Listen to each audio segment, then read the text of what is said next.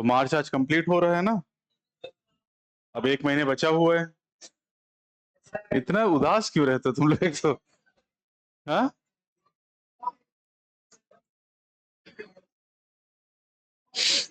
जल्दी आ गए क्या? ये तो अभी खा ही पी रहे हैं, ये देखो।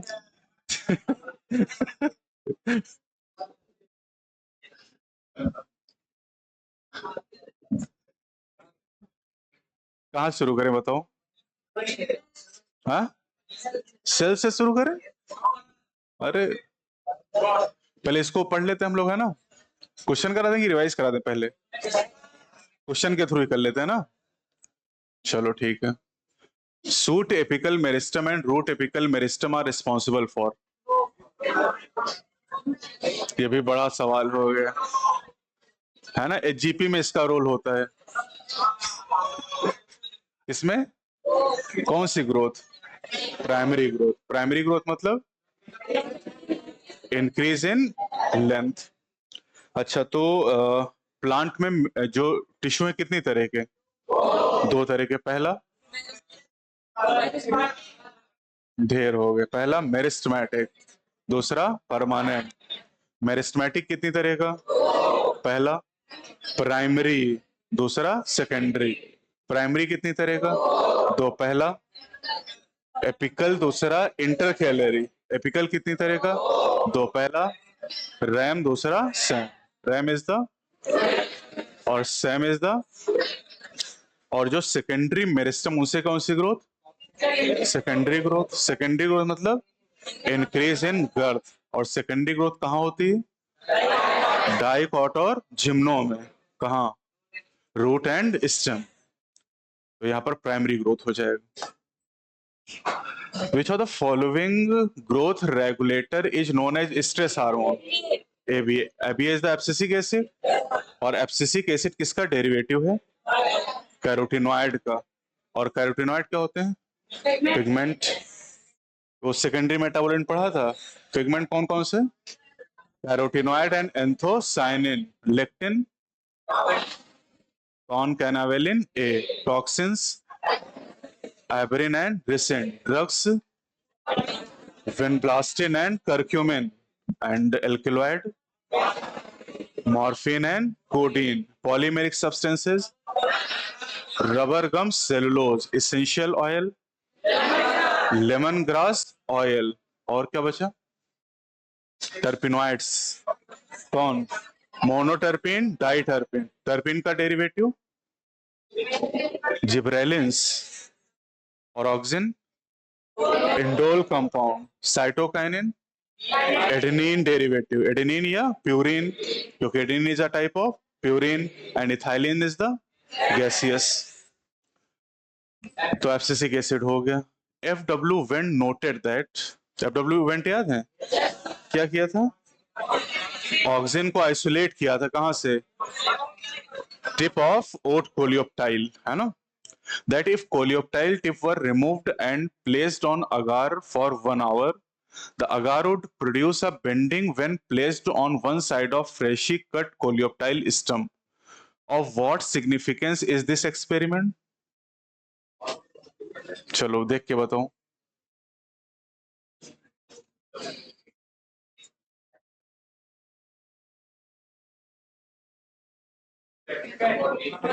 कौन सा ऑप्शन करें? Second option.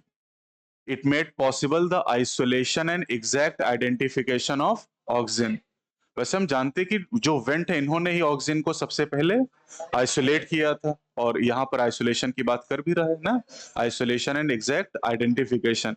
लेकिन ये पॉइंट डायरेक्टली एनसीईआरटी में मेंशन नहीं है। Oxygen can be bio acid by. Bio acid मतलब ऑक्सीजन का जो पता है वो किस तरीके से लगा। हाँ, याद होगा, एविना कर्वेचर कोलियोप्टाइल टेस्ट। 2 बार आया सवाल ये। तो यहाँ पर ऑप्शन हो जाएगा 4, याद करना ही है। अवेना क्या है? ओट। ओट का साइंटिफिक नेम है ये। ओट कोलियोप्टाइल की बात करें। Typical growth curve in plant is. Curve की बात कर रहा है, सिग्मोइड। टिपिकल कर्व होता है सिग्मोइड। आप चाहे इकोलॉजी की बात कर लो, वहां भी हमारे पास जो टिपिकल कर्व था कैसा था? सिग्मोइड। कहा था रियलिस्टिक कौन होता है, हाँ लॉजिस्टिक, और लॉजिस्टिक क्या था, आता था सिग्मॉइड आता था। यहाँ पर करो कितनी तरह के मिले, कितनी तरह की ग्रोथ है यहाँ पर, दो। एक कौन सा, एरिथमेटिक, और दूसरा ज्योमेट्रिक। एरिथमेटिक ग्रोथ में एक सेल जब डिवाइड करती तो एक सेल बनती है कि दो सेल बनते हैं, दो सेल बनती हैं, और दो में एक में डिवीजन की क्षमता रहती है और एक में खत्म हो जाती है, जबकि ज्योमेट्रिकल में दोनों में डिवीजन की क्षमता बनी रहती है। और अरिथमेटिक की इक्वेशन क्या है, L T is equal to L nought plus R T, और ज्योमेट्री की W one is equal to W nought e to power R T, and e is the base of natural law. क्या value है, 2.71828। What causes a green plant exposed to the light on only one side to bend toward the source of light as it grows? Oxygen, जिधर light डालेंगे उधर bend करेगा। इसका मतलब oxygen किधर ज्यादा बनेगा, शेडेड एरिया, जिधर अंधेरा उधर ज्यादा बनेगा। चलो देखो क्या सेकंड हो जाएगा ना, oxygen accumulate on the shaded side stimulating greater cell elongation there. Oxygen तो ग्रोथ कराता है ना। ऑक्सीजन किस लैंग्वेज का है, ग्रीक लैंग्वेज का है। कौन सा word, auxin. Auxin means to grow. तो जिधर ऑक्सीजन ज्यादा बनेगा उधर ग्रोथ ज्यादा होगी, तो जिधर शेड है उधर ज्यादा बनेगा तो लाइट की तरफ ये बेंड कर जाएगा। Which growth regulator is used to prepare weed free lawn by gardener? कौन सा, ऑक्सिन। वीड फ्री लॉन, कौन से वीड को रिमूव करेंगे, डाइकॉट वीड को हम रिमूव करेंगे, है ना। कौन सा है ये, 2,4-D। ऑक्सिन कितनी तरह के हैं, दो। कौन सा, नेचुरल एंड सिंथेटिक। नेचुरल कौन सा, IA एंड IBA, और सिंथेटिक में NAA and 2,4-D। IA is the IBA indole butyric acid, NAA naphthalene acetic acid, and 2,4-D 2,4-dichlorophenoxy acetic acid। तो यहां पर क्या हो जाएगा, 2,4-D, वही फुल फॉर्म लिखा है। This is IAA, IBA, NAA and this is 2,4-D। सबके फुल फॉर्म लिखे भी हैं।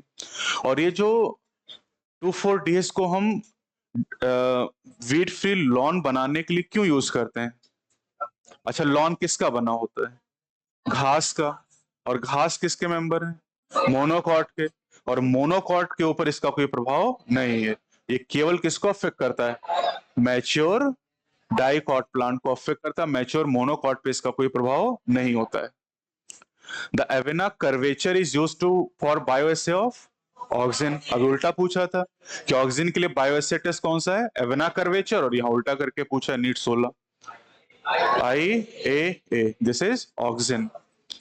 Fruit and leaf drop at early stages can be prevented by application of oxygen. लेकिन जब यही फ्रूट और लीफ मैच्योर हो जाते हैं तो उनका एब्सेशन भी कराता है।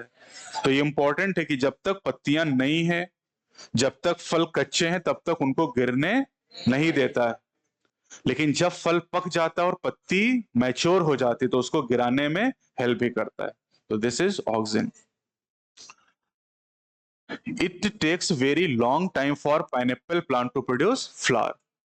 Which combination of hormone can be applied to artificially induce flowering in pineapple plant throughout the year to increase yield?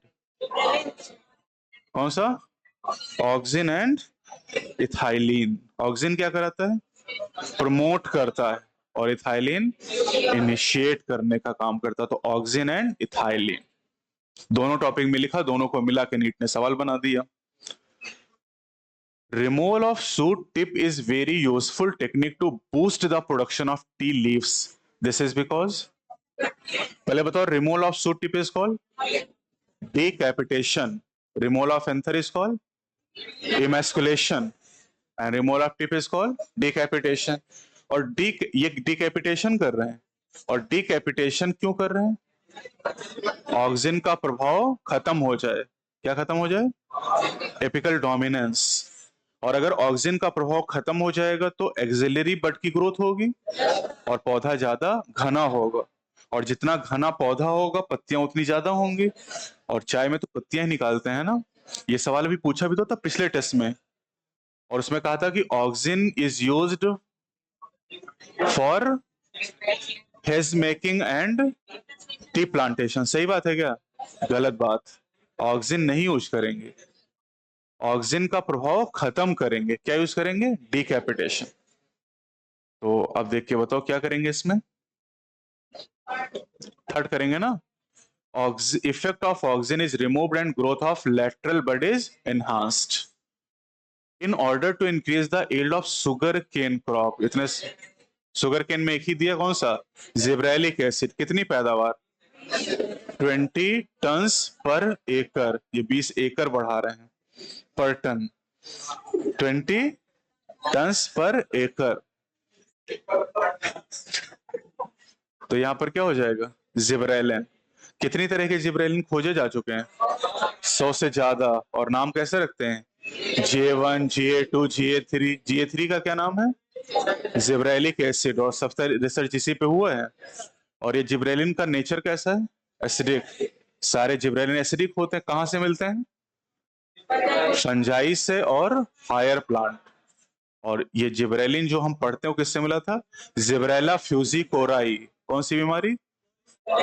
Police seedling of rice या बेकेने डिजीज। कौन से साइंटिस्ट? कुरसावा। इथाइलिन में हाँ HS कजिन्स। और auxin Charles Darwin and Francis Darwin. याद आ रहा है कुछ? Cytokinin Skoog and Miller.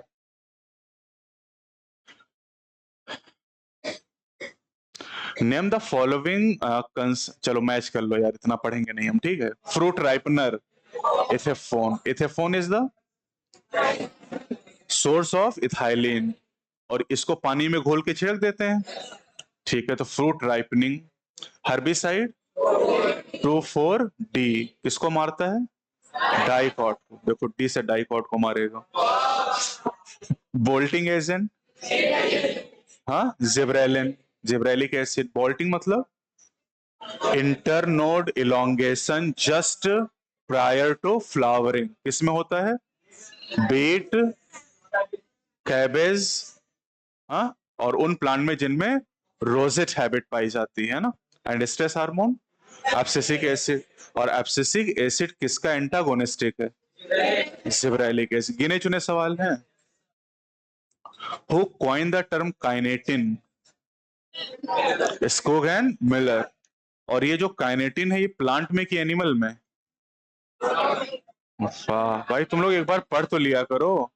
Kinetin is not naturally present in plant. किससे मिला था ये? Herring sperm DNA। और हेरिंग क्या है? मछली। तो मछली के स्पर्म के DNA से मिलेगा। स्पर्म में DNA कहाँ होगा? हेड रीजन में, क्योंकि वही तो न्यूक्लियस है। और न्यूक्लियस में क्या होगा? DNA। प्लांट में जब खोज की गई तो काइनेटिन की जगह क्या मिला? जियाचिन। इसमें corn kernel and coconut milk में जियाटिन नाम का साइटोकाइनिन मिला। तो जो काइनेटिन है this is present in animals, not naturally present in plant. तो कौन सा आंसर? स्कोग and Miller. चलो इनका बताओ। Gibberellin, auxin, FW Went auxin को आइसोलेट किया था। डार्विन ने किस पे एक्सपेरिमेंट किया था? Coleoptile of canary grass. और Went coleoptile of oat seedling. Aquaporin. Porin याद आ रहा है क्या? पोरिन मतलब पोर को ऑच कर दे। और एक्वापोरिन क्या होते हैं? प्रोटीन। प्रोटीन कह दिया है क्या? पॉलीपेप्टाइड प्रोटीन का दूसरा नाम है। जो एक्वापोरिन होते हैं ये आउटर मेम्ब्रेन में पोर बना देते हैं बड़े बड़े। कुछ बताया था नाम कौन से? वो क्लोरोप्लास्ट, माइटोकॉन्ड्रिया और बैक्टीरिया की आउटर वॉल में। एस्पराजीन। एस्पराजीन क्या है? Amino acid. और अमीनो एसिड ये है amide. Abscisic acid carotenoid derivative and chitin is a polysaccharide. The plant hormone used to destroy weed in the field is? एक ही तो नाम है बे, 2,4-D। Plant follow different pathways in response to environment or phases of life to form different kind of structure. This ability is called plasticity. और plasticity का बढ़िया example है हेट्रोफिली. और हेट्रोफिली कितनी तरह की? दो. One is due to phases of life and one is due to environment. Environment वाला कौन सा? Buttercup. और फेजेस वाला कॉटन, कोरिएंडर और लार्क स्पर. लगातार आपके टेस्ट में सवाल आ भी रहा है ये. The gaseous PGR. मार खाओगे क्या अभी? हाँ मतलब सही बात, लेकिन सब लोग बोला करो. एक ही तो गैसियस पीजीआर है. अभी इथाइलिन ऑप्शन नहीं है तो अब क्या करोगे? चलो एक एक करके ये बताओ. किसकी बात है? साइटोकाइनिन. साइटोकाइनिन. एपिकल डोमिनेंस कौन कॉज करता है और कौन ओवरकम करता है? Kill dicot weed. 2,4-D. Speed up the malting process. Gibberellic acid promote root growth and root hair formation. क्या हो जाएगा? Ethylene. Which of the following growth regulator is an adenine derivative? Cytokinin ना दिया हो तो auxin कर दोगे? अरे तो हाँ, काइनेटिन कर लोगे, जिएटिन कर लोगे, क्योंकि वो सब क्या है? साइटोकाइनिन. साइटोकाइनिन दिया है. बहुत बढ़िया. एडेनिन डेरिवेटिव ये indole compound, carotenoid and gibberellin terpene derivative. Which one of the following plant does not show plasticity? पहले बताओ कौन कौन से प्लांट शो करते हैं? Cotton, coriander, larkspur, buttercup. तो इन चार के अलावा कोई ऑप्शन दिया गया हो? कौन सा? मेज. बाकी तो दिखाई दे रहा है. इन दोनों में फेजेस और इसमें एनवायरमेंट. चलो बताओ. वही वाला सवाल है ना ये, plasticity. Production of cucumber has increase many fold. किसका यूज करते हैं? इथाइलिन का यूज करते हैं. इथाइलिन प्रमोट फीमेल फ्लावरिंग इन ककम्बर. फीमेल फ्लावरिंग मतलब? अच्छा, ककम्बर कैसा है? मोनोइसियस की डायसियस? डायसियस है कि मोनोइसियस है? भूल जाते हो क्या? कोकोनट, कुकर बीट, ये सब क्या है? मोनोइसियस. और papaya and date palm dioecious. याद आ रहा है? तो डायसियस ऑटोगैमी रोकते कि जीटोनोगैमी? दोनों. और मोनोइसियस ऑटोगैमी रोक सकते लेकिन जीटोनोगैमी नहीं रोक सकते. तो कभी कद्दू का पेड़ देखा तुम लोगों ने? तो कद्दू में एक ही पेड़ पे मेल और फीमेल फ्लावर होते हैं कि अलग अलग? एक ही पे होते हैं. और एक पे अगर है तो क्या कहोगे? मोनोइसियस. और कद्दू, लौकी, तोरई, ककड़ी, खीरा सब क्या है? एक ही फैमिली के हैं. कुकुरबिटेसी. तो सारे कैसे हो गए? मोनोइसियस. और मोनोइसियस अगर है तो मेल और फीमेल फ्लावर में कौन फ्रूट बनाएगा? फीमेल ही फ्रूट क्यों बनाएगा? उसी के पास ओवरी. मेल के पास ओवरी है क्या? तो बेचारा बेकार है. हाँ बेकार है. अबे पॉलन तो वहीं से आएंगे ना, फर्टिलाइजेशन होगा ना, तभी तो फ्रूट बनेगा. समझे कि नहीं? सोर्स वही है. काहे का सोर्स? पॉलन ग्रेन का. हाँ. तो अगर इथाइलिन का छिड़काव कर देंगे तो ककम्बर में फीमेल फ्लावर बढ़ जाएंगे. और फीमेल फ्लावर जितने ज्यादा होंगे फल भी तो उतने ज्यादा होंगे. किसान खूब सारे फल बेचेगा और खूब सारा पैसा. तो क्या कर दे यहां पर? Ethylene. The phenomena by which the undividing parenchyma cell start to divide. चलो पहले तो बताओ पैरेनकाइमा सेल का बनना क्या है? डिफरेंशिएशन. क्योंकि पैरेनकाइमा सेल लिविंग की नॉन लिविंग? लिविंग है. और डिवाइडिंग की नॉन डिवाइडिंग? मतलब ये मेरिस्मेटिक की परमानेंट. परमानेंट टिश्यू कितनी तरह का?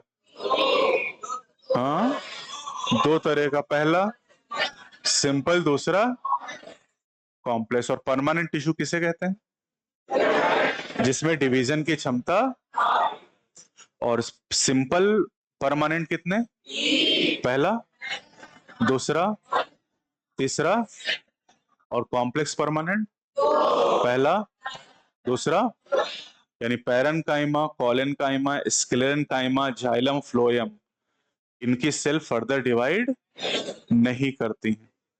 कर सकती हैं, कब करेंगे, सेकेंडरी ग्रोथ के समय। तो अगर किसी सेल में डिवीजन की क्षमता खत्म हो गई मतलब डिफरेंशिएशन, लेकिन डिवीजन की क्षमता फिर आ जाए दैट इज डी डिफरेंशिएशन। तो दिस इज डी डिफरेंशिएशन। और ये पैरेन्काइमा सेल कहाँ की हैं, कहां पे पैरेन्काइमा सेल फिर डिवाइड करने लगेंगी, हाँ,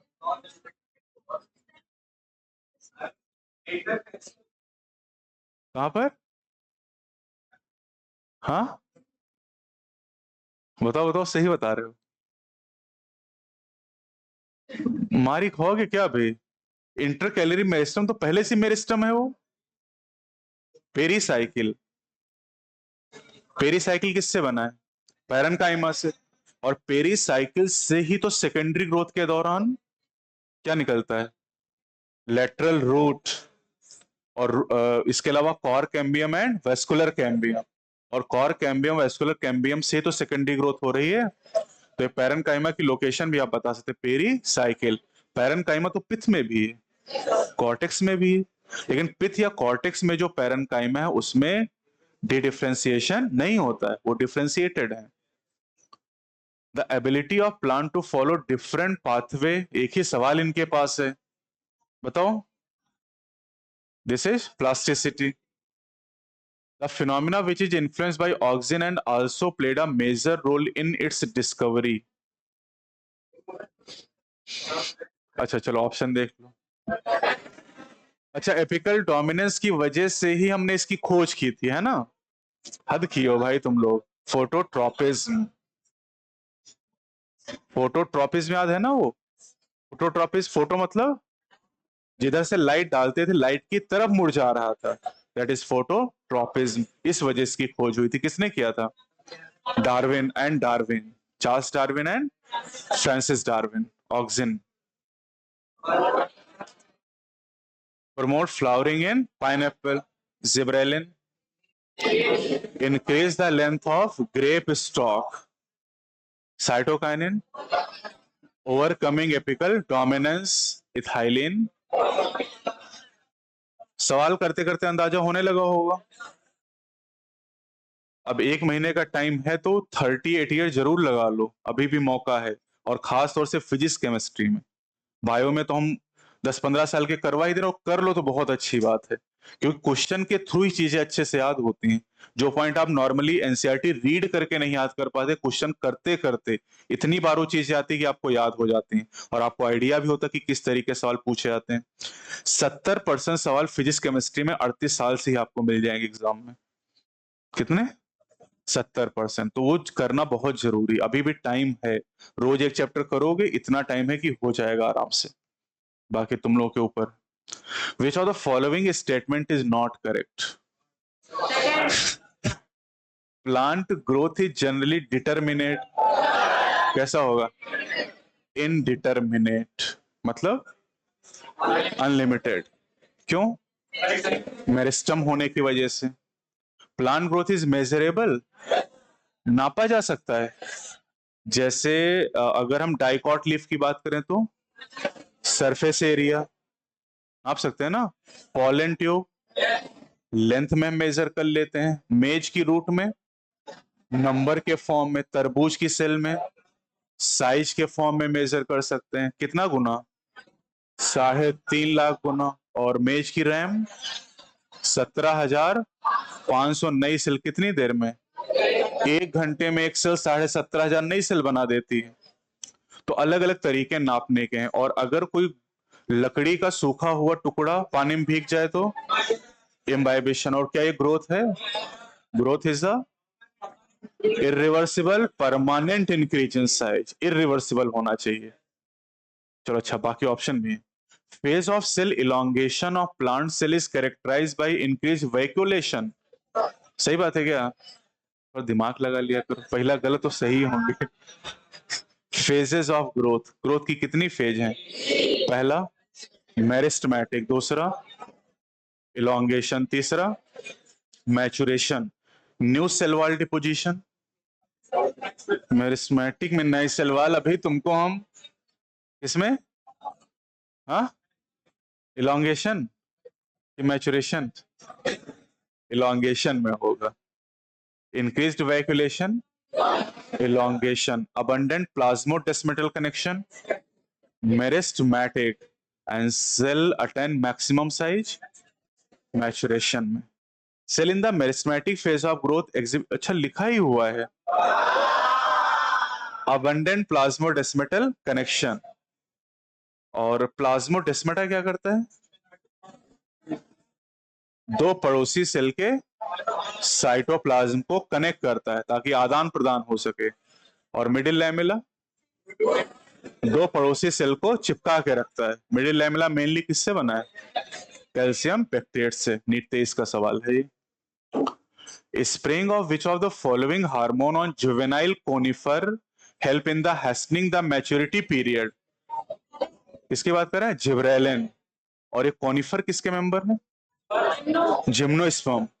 इसका एग्जांपल है पाइनस। और इसमें क्या पढ़ा था हमने? Needle like leaves. सनकेन स्टोमेटा क्या करते हैं? reduce water loss. So this is gibberellin. Which hormone promote internode or petiole elongation? कौन सा? ethylene.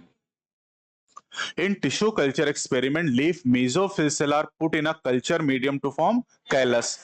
This phenomena may be called as callus. Callus is undifferentiated mass of cell. और callus का formation तब होता है जब हम कोई एक्सप्लांट लेते हैं और एक्सप्लांट को टिश्यू कल्चर, हमने इसे याद है ना, ये पेड़ था, एक पत्ती तोड़ी, पत्ती की सेल का नाम मेसोफिल। मेसोफिल डिवाइडिंग है नॉन डिवाइडिंग? क्यों? मेसोफिल कौन सी सेल है? Parenchyma. And parenchyma is permanent. अब हम उसको टिश्यू कल्चर में ले गए तो डिवाइड करना शुरू कर देती। तो यानी ये पैरेन्काइमा सेल है जिसमें डिवीजन की क्षमता नहीं थी, आ गई। That is de-differentiation. So this is de-differentiation. Auxin is used by gardener to prepare weed-free lawn, but no damage caused to grass. नहीं, ये नहीं पूछ रहे पहले। But no damage is caused to grass as auxin. कह रहे घास को नुकसान नहीं पहुंचाती क्योंकि मोनोकॉट पे इसका कोई प्रभाव नहीं है। और घास क्या है? मोनोकॉट। कौन सी family? Poaceae. as does not affect mature monocot plant. Formation of interfascicular cambium from fully developed parenchyma cell is an example of. parenchyma cell है मतलब डिवीजन की क्षमता नहीं थी, लेकिन इससे फिर से ऐसी सेल बने जिनमें डिवीजन की क्षमता है। This is called D differentiation. और जब ये इंटरफेसिकुलर कैम्बियम बन जाएगा तो इससे नए सेल बनेंगे। कौन? Secondary xylem, secondary phloem, secondary cortex, cork. और सेकेंडरी जाइलम, सेकेंडरी फ्लोएम की सेल में डिवीजन की क्षमता नहीं है। That is रीडिफरेंशिएशन। तो मैंने अलग अलग करके कल बता दिया था। स्प्रिंग शुगर कैन, ये तो ऐसे बता लोगे। कौन सा? जिब्रेलिन हो जाएगा यहाँ पर, जिब्रेलिन। एब्सिसिक एसिड, ये एसिड उधर का गया इधर। Help seed to withstand desiccation, ethylene. Promote female flower in cucumber, 3 बार नीट में यही आ चुका है। Gibberellin promote bolting in beet and cabbage and cytokinin help in nutrient mobilisation. Skoog observed that callus proliferated from the internodal segment of tobacco stem when auxin was supplied with one of the following except. तो पहले बताओ कितनी चीजों में से मिला सकते हैं? 4। क्या क्या? DNA, east extract, coconut milk and extract from the vascular tissue. ये चार याद होने चाहिए। अब एक्सेप्ट कह रहे हैं नहीं, चार के अलावा कुछ ऑप्शन दिया होगा, बताओ कौन सा। एब्सिसिक एसिड, ये हटा देंगे बस, है ना, बाकी सब तो यूज कर सकते हैं। और इनके अलावा कौन सा, डीएनए, हेरिंग स्पर्म डीएनए याद है ना, तभी तो उससे खोजा गया था साइटोकाइनिन। चलो देखते हैं, आल जिब्रेलिक एसिड आर एसिडिक, नाम ही जिब्रेलिक एसिड है तो एसिडिक ही होगा, बेसिक तो हो नहीं जाएगा। Auxin are antagonistic to gibberellic, कौन, AB are antagonistic to gibberellin. Zeatin was isolated from coconut milk, सही बात, coconut milk and corn kernels. And ethylene induces flowering in mango, सही बात है। एब्सिसिक एसिड इंड्यूस पार्थिनोकार्पी, नहीं भैया, parthenocarpy कौन induce करता है, ऑक्सिन, किसमें, टोमेटो में। तो आपसे पूछा है करेक्ट सेट, तो ए सी डी, ए सी डी पहला ऑप्शन हो गया, इथाइलिन। हाँ, ethylene inhibition of seed germination. मालूम नहीं समझ में आया तो अगले ऑप्शन पे चलते हैं, साइटोकाइनिन क्या करेंगे, डिलेइंग लीफ सेनेसेंस, ये लीफ सेनेसेंस को डिले करता है। ऑक्सिन भी ये काम करता है लेकिन अर्ली स्टेज में, लीफ सेनेसेंस को डिले करता है और मैच्योर होने पर प्रमोट कर देता है। ABA, promotion of senescence and abscission. Gibberellin, increase length of stem, तो एक उसी से मैच हो जाएगा। अब इथाइलिन जो है वो, हमने पढ़ा कि जो 5 तरह के हार्मोन है 2 कैटेगरी में डिवाइड होते हैं, एक होता है प्लांट ग्रोथ प्रमोटर और दूसरे इनहिबिटर। और इथाइलिन किस कैटेगरी में है, दोनों में, लेकिन मेनली इनहिबिटर है, तो वहां से भी हम ये कर सकते हैं inhibition. Which one of the following phytohormone promote nutrient mobilisation. Cytokinin, एक और हिंट दे रखा है, डिले ऑफ लेव सेनेसेंस, अभी जस्ट यही तो किया हमने, लेव सेनेसेंस, और ये तीसरी बार सवाल आ रहा है नीट में, तो यहां पर हो जाएगा साइटोकाइनिन। चलिए अब 25 का सवाल है, ये parthenocarpy can be induced by auxin, इसमें टोमेटो। वैसे नेचुरल पार्थिनोकार्पी किसमें है, और पार्थिनोकार्पी मतलब फ्रूट प्रोडक्शन विदाउट फर्टिलाइजेशन, और पार्थिनोकार्पिक फ्रूट कैसे होते हैं, seedless. Plant growth regulator can be involve in promotion as well as inhibition of growth, सही बात है ना। प्रमोटर कितने हैं, 4, और इनहिबिटर 2, कितने हो गए, 4 और 2, क्योंकि इथाइलिन को दोनों में काउंट कर रहे हैं, मेनली क्या है, inhibitor. D differentiation is pre requisite for रीडिफरेंशिएशन, pre requisite मतलब बहुत जरूरी है, क्या जरूरी है, रीडिफरेंशिएशन, किसके लिए, रीडिफरेंशिएशन के लिए, क्योंकि डी डिफरेंशिएशन नहीं होगा तो रीडिफरेंशिएशन भी नहीं होगा। रीडिफरेंशिएशन तभी हो सकता है जब डी डिफरेंशिएशन हो चुका हो, तो एकदम सही बात है, सीधी लाइन नहीं है एनसीईआरटी में।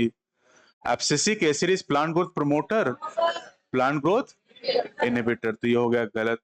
Apical dominance promote the growth of lateral bud,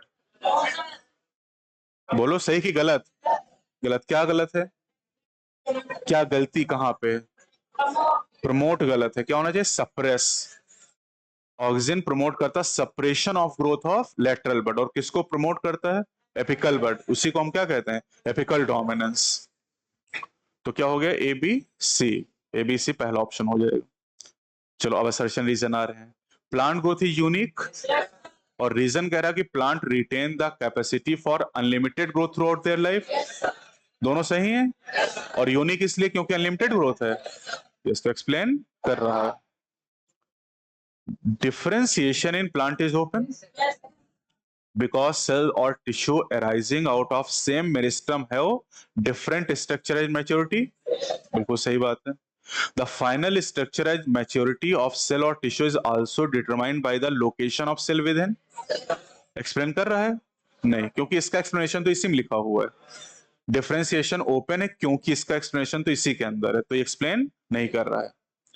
ethylene promote rapid internode और petiole elongation in deep water rice plant, सही बात है। इट हेल्प लीव्स और upper part of shoot to remain above water, explain कर रहा है। सोच लो आराम से यार, इतना क्या जल्दी। हाँ, नहीं कर रहा है, उल्टा करके देखो कर देगा। कह रहे इथाइलिन हेल्प लीव्स और upper part of shoot to remain above water, और रीजन है इथाइलिन प्रमोट इंटरनोड इलॉन्गेशन। अब सही हो गया ना। अगर ये असर्शन और ये रीजन तो एक्सप्लेन करेगा, लेकिन ये इसको एक्सप्लेन नहीं कर रहा है। Some plant require a periodic exposure to light to induce flowering. वो फोटो पीरियोडिज्म वाला केस है, वो चैप्टर 1 में पढ़ाया था, द लिविंग वर्ल्ड। कौन सा टॉपिक? हाँ हाँ, सीजनल ब्रीडर। वो एक टॉपिक था कौन सा, कॉन्सियसनेस, उसमें बताया था। Such plant are able to measure the duration of exposure of light. हाँ और क्या, तभी तो एक निश्चित समय की लाइट मिलेगी तो फ्लावरिंग करेंगे, नहीं तो नहीं करेंगे, क्योंकि वो लाइट को मेजर कर सकते हैं, क्योंकि उसमें कॉन्शियसनेस है। तो एक्सप्लेन कर रहा है, it has been hypothesised that there is a hormonal substance that is responsible for flowering. बिल्कुल सही बात है, ये बात हमने एसआरएफपी में की थी कि फूल आने के पहले ही तय हो जाता है, फ्लोरल प्राइमोर्डियम बनता है, कुछ स्ट्रक्चरल एंड हार्मोनल चेंजेस होते हैं, याद आया। और कह रहे हैं कि रीजन कह रहे हैं कि this hormonal substance migrate from shoot apex to leaves for inducing flowering only when the plant are expose to the necessary inductive photoperiod. सही बात है क्या? सूट अपेक्स टू लीव्स पे क्यों मूव करेगा? सूट अपेक्स टू कहां move करेगा? Floral meristem में मूव करना चाहिए ना, तो ये गलत हो गया। असर्शन सही, लेकिन रीजन गलत है। Plant retain the capacity for unlimited growth throughout their life, और एनिमल में लिमिटेड होता है, यहां पर अनलिमिटेड है। Plant have different type of meristem at certain location in their body that have capacity to divide and self perpetuate। सही बात है। और क्या एक्सप्लेन कर रहा है? कुछ बोला करो भाई। प्लांट में लिमिटेड ग्रोथ की क्षमता है क्योंकि उसमें मेरिस्टम है, तो यही तो इसका रीजन हुआ। During differentiation cells undergo few to major structural changes both in their cell wall and protoplasm। सही बात है, ये बात एनसीईआरटी ने लिखी हो जब ट्रैकरी एलिमेंट की बात की, कि ट्रैकरी एलिमेंट के बनते समय वो प्रोटोप्लाज्म का लॉस हो जाता है, लिग्नोसेलुलोजिक सेल वॉल आती है ताकि वो लॉन्ग डिस्टेंस तक वाटर को कंडक्ट कर सके। रीजन करा to form a tracheary element the cells lose, अच्छा वही वाला पॉइंट है। ट्रैकरी एलिमेंट मतलब xylem, tracheid and vessel. Tracheid और वेसल को मिला के कहते हैं ट्रैकरी एलिमेंट। और ट्रैकरी एलिमेंट में कौन लिविंग है? कोई नहीं, कोई भी लिविंग नहीं है। नहीं नहीं, पैरेन्काइमा तो अलग हो गया, these are not tracheary element. Tracheary element मतलब ट्रैकीड एंड वेसल। फ्लोएम में कितने कंपोनेंट? और जाइलम में? जाइलम के 4 में कितने लिविंग हैं? एक कौन? पैरेन्काइम। और फ्लोएम के 4 में कितने डेड हैं? एक कौन? Phloem fibre. एक एक याद कर लो। बाकी फ्लोएम में 3 लिविंग है और जाइलम में 3 डेड है। The cells lose their protoplasm, develop a very strong elastic ligno, और कहा था लिग्निन डिपॉजिट हुआ तो सेल की death. Secondary cell wall to carry water to long distances even under extreme tension. वो यूकलिप्टस प्लांट देखो 100 metre लंबा है और उसमें रूट से और पूरा लीफ तक पानी चढ़ रहा है, कौन ले जा रहा है? Tracheary element. तो दोनों बातें सही है। एक्सप्लेन कर रहा है कि नहीं?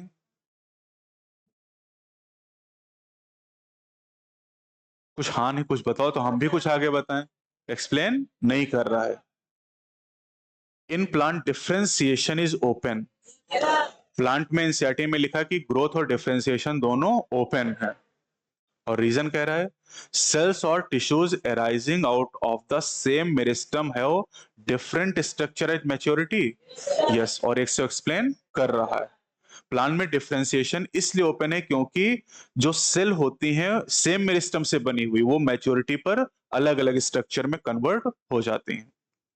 जैसे आप ऐसे ही सोचो ना कि पैरेनकाइमा सेल है, अब पैरेनकाइमा सेल कहीं पेरीसाइकिल में कन्वर्ट हो रही, कहीं वो पिथ बना रही, कहीं पर वो कॉर्टेक्स बना रही, तो सेम सेल अलग अलग स्ट्रक्चर बना सकती हैं।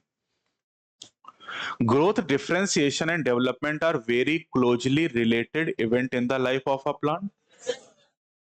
And development in, अच्छा क्यों related है? Development in plant is under control of intrinsic factor only. गलत है ना, क्योंकि यहाँ पर एक्सट्रिंसिक फैक्टर भी होता है। डेवलपमेंट में दो फैक्टर हैं, एक इंट्रिंसिक, दूसरा एक्सट्रिंसिक। इंट्रिंसिक कितने? दो, इंट्रासेलुलर, इंटरसेलुलर, इंट्रासेलुलर जेनेटिक और इंट्रासेलुलर पीजीआर। पीजीआर कितने? 5। तो ये तो गलत हो गया, इसका रीजन क्या है? हाँ सही बता रहे थे, क्योंकि development is a sum of two process, growth and differentiation.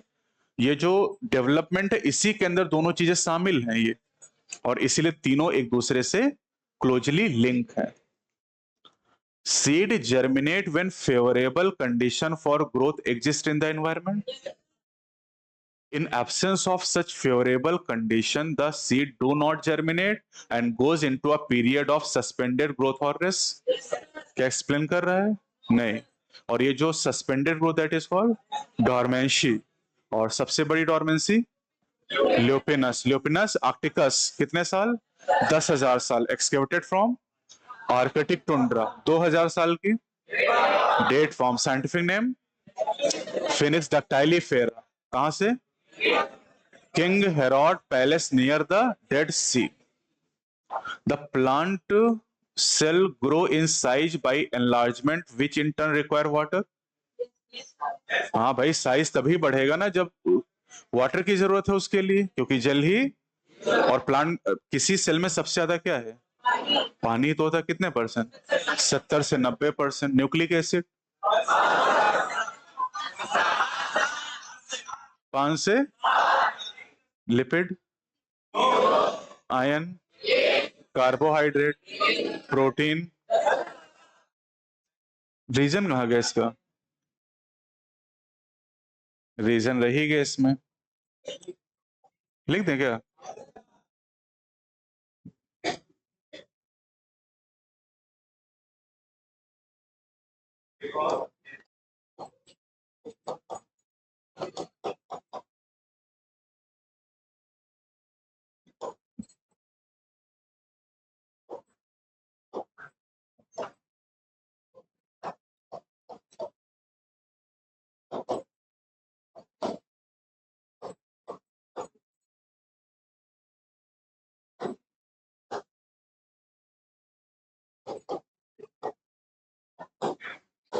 चलो ये इसका रीजन हो गया। टर्जिडिटी हेल्प इन एक्सटेंशन और एनलार्जमेंट ग्रोथ इन प्लांट। सही बात है क्या? एक्सप्लेन कर रहा कि नहीं? हाँ देखो, वहां एनलार्जमेंट की बात कर रहा है, और टर्जिडिटी कब आती है? जब कोई सेल वाटर को एब्जॉर्ब करती, तो वही तो यहाँ लिखा हुआ है कि टर्जिडिटी की वजह से एनलार्जमेंट ग्रोथ होती, तो इसको एक्सप्लेन कर रहा है। हाँ बताओ। नहीं नहीं, मारेंगे क्यों? आज तक मारा कभी मैंने क्या? हाँ तो लेकिन टर्जिडिटी एक कारण है ग्रोथ का। उसमें क्या कह रहा है कि the plant cell grow in size by cell enlargement which in turn require water. कह रहे एनलार्जमेंट के लिए पानी की जरूरत है, और टर्जिडिटी होने, बुलिफॉर्म सेल में भी तो पढ़ा है कि जब सेल टर्जिड होती है तो वाटर सरफेस एक्सपोज हो गई, और जब वो फ्लैसिड हो गई तो कर्ल इनवर्ड। अरे तो टर्जिडिटी का मतलब है कि वाटर एब्जॉर्ब हो रहा है, और यहां वही तो लिखा है, रिक्वायरमेंट है वाटर की ग्रोथ के लिए, तो एक्सप्लेन कर रहा है। मारे जा पड़ गया इसको। चलो, every plant organism has an optimum temperature range best suited for its growth. सही बात है, और ये टेम्परेचर ऑप्टिमा याद आया? C3 C4 में C4 के लिए ज्यादा है, और ट्रॉपिकल टेम्परेट में ट्रॉपिकल के लिए ज्यादा है। और C4 प्लांट कहाँ अडॉप्टेड है? ट्रॉपिकल में, तो उनके लिए टेम्परेचर ऑप्टिमा ज्यादा है, वो 35-40 डिग्री पे आसानी से सरवाइव कर लेंगे, जबकि टेम्परेट 25-30 डिग्री पे अपना काम बढ़िया करते हैं। Any deviation from this range could be detrimental to its survival. सही बात है। तो अब एक्सप्लेन कर रहा कि नहीं? क्यों? तो क्या करेगा? कह रहे हर प्लांट को ऑप्टिमम टेम्परेचर चाहिए ग्रोथ के लिए। क्यों? क्योंकि अगर वो ऑप्टिमम टेम्परेचर नहीं मिलेगा तो उसके लिए नुकसानदायक हो जाएगा ना। एक्सप्लेन कर रहा है। ये ऐसे सीखने से आएगा, याद करने से नहीं आएगा। ABA is also called stress hormone. It increases the tolerance of plant to various kind of stress. Explain कर रहा है। यस। और ह्यूमन में stress hormone adrenaline, nor adrenaline कहां से निकलता है? Adrenal medulla. Ethylene is one of the most widely used PGR in agriculture. Ethylene regulates so many physiological processes. Explain कर रहा है। दिमाग लगाओ, दिमाग। कह रहे हैं कि इथाइलिन का खेती में बहुत उपयोग है, क्योंकि इथाइलिन के बहुत सारे फिजियोलॉजिकल प्रोसेस हैं। हाँ भाई, और क्या, और किस लिए यूज कर रहे हैं? अगर इथाइलिन खीरे में फीमेल फ्लावरिंग ना बढ़ाता तो खेती में क्यों यूज करते? ऐसे टाइम पास करके लेके छिड़ हाँ, पैसा ज्यादा बढ़ गया क्या तो उसको जाके छिड़केंगे। राइस प्लांट में क्यों डाल रहे हैं? इंटरनोड इलॉन्गेशन कर दे। Sprouting in potato tuber, germination in peanut seed, to increase the surface area किसकी? रूट की, रूट हेयर फॉर्मेशन। तो बहुत सारे इफेक्ट है ना इसके, इसलिए तो यूज कर रहे हैं। चलो बताओ, ये क्या है? ये रैम लग रहा है, ऊपर और नीचे सैम हो गया। वाह, थोड़ा तो दिमाग ए क्या है? सैम। और बी क्या है? रैम। और सी क्या है? हाँ, सी इज द लेटरल, मतलब कैम्बियम की बात कर रहा है। तो A is the SAM. SAM कहां दिया? SAM. B is the RAM and C is the vascular cambium. बताओ। पैरेलल लाइन टेक्निक क्या शो कर रहा है? हाँ, जोन ऑफ इलोंगेशन। किसमें? Detection of zone of elongation by the parallel line technique. Language में नहीं, केवल एनसीईआरटी ने डायग्राम में जिक्र किया है। चलो बताओ, ए क्या है? Is the arithmetic growth and this is the geometric growth. इसमें कितनी फेज हैं? पहला lag, log, stationary. Log is also called exponential. कर लोगे ना ये? ए क्या है? कॉटिलिडन। बी क्या है? Epicotyl and C is the hypocotyl. चलो, A is the lag, B is the log and C is the stationary. कौन सा करें?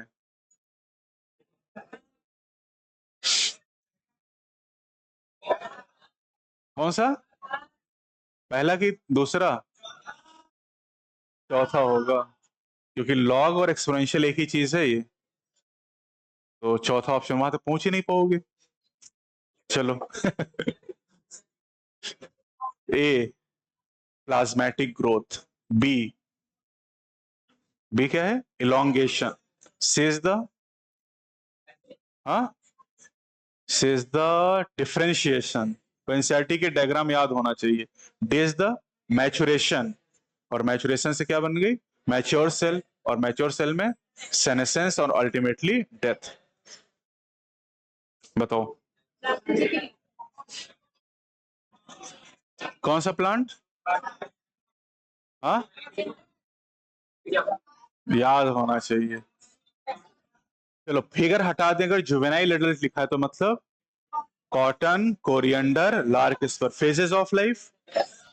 अब कॉटन, कोरिएंडर, लार्क में याद होना चाहिए कि एनसीईआरटी ने क्या दिया है? लार्क, कॉटन या कोरिएंडर नहीं दिया है। समझ गए क्या? This is heterophylly in the lark. अब नहीं याद है तो फिर चौथा ऑप्शन है तुम्हारे लिए, बढ़िया लगा के आना है ना। और धनिया भी तो ऐसा ही होता है। हाँ, ऐसा धनिया ऐसा होता भी। देखे नहीं क्या धनिया कभी? एनसीईआरटी ने जहां जो लिख दिया, और राइबोसोम छोटा वाला गोला है तो है, लिपिड ड्रॉपलेट बड़ा है तो है। ठीक, जहां जो बता दिया वही माना जाएगा। चलो बताओ क्या है ये एक्सपेरिमेंट बताओ किसने किया था? डार्विन एंड डार्विन, है ना। और ये क्या शो कर रहा है कि भैया यहाँ पर इधर से लाइट डाली गई, यूनिलैटरल इल्यूमिनेशन, तो बेंडिंग हो गई। लेकिन टिप को अगर कट कर देते हैं तो अब लाइट डालने पर बेंडिंग नहीं हो रही। फिर इसके ऊपर अगार रख देते हैं वो भिगो के, है ना, तो अब लाइट डालने पर बेंड कट जा रहा है। तो इसका मतलब tip of coleoptile is source of oxygen. Tip of coleoptile is the site of transmittable influence that cause the bending of entire coleoptile। सही है, तो बोथ 1 and 2, ये दोनों बातें एनसीईआरटी लिखी हुई है। चलो, तो ये हो गया क्वेश्चन आपके। और क्या, बस और कुछ रिवाइज करोगे? क्या रिवाइज कराएं? रेस्पिरेशन और फोटोसिंथेसिस करा देना। रेस्पिरेशन शुरू करें क्या पहले? हाँ, कुछ बोला करो भाई तुम लोग। फोटो, हाँ। चलो ऐसा करते हैं ना, सबसे पहले तो ग्लाइकोलिसिस किस लैंग्वेज का है? Greek language. दो वर्ड थे, पहला ग्लाइकोज, दूसरा लाइसिस। और इस पाथवे का पता किसने लगाया? एम्बेडन मेयर ऑफ पारनास, इसलिए इसे कहते हैं एमपी पाथवे। साइट क्या है? साइटोसॉल। और ये सभी लिविंग में पाया जाएगा, सभी लिविंग में। अब ये जो ग्लाइकोलिटिक पाथवे है, इसमें कितने स्टेप हैं? 10। कितने एंजाइम? 10। कितने स्टेप याद करने हैं? 10 एंजाइम, एक। तो चलो एक एक करके बताना, ठीक। पहले स्टेप में ग्लूकोज से कौन सा एंजाइम? हेक्सोकाइनेज। और यहां पर एटीपी खर्च होगा, कितना? एक एटीपी खर्च हो गया, है ना। फिर ग्लूकोज 6 फॉस्फेट से, फ्रक्टोज 6 फॉस्फेट से, फ्रक्टोज 1,6 बिस फॉस्फेट से, ट्रायोज फॉस्फेट से, बीपीजीए, बीपीजीए से 1,3। क्या बात कर रहे हो? बीपीजीए से 3 पीजीए, 3 पीजीए से 2 पीजीए से, पेप से कितने पायरुविक एसिड? एक पायरुविक एसिड में कितनी कार्बन? 3। बीपीजीए में कितनी कार्बन? 3। ट्रायोज फॉस्फेट में, ग्लूकोज 6 फॉस्फेट में 6। कितने स्टेप पे एटीपी बनता है? कितने पे रिलीज होता है? कितने स्टेप पे एनएडीएच बनता है?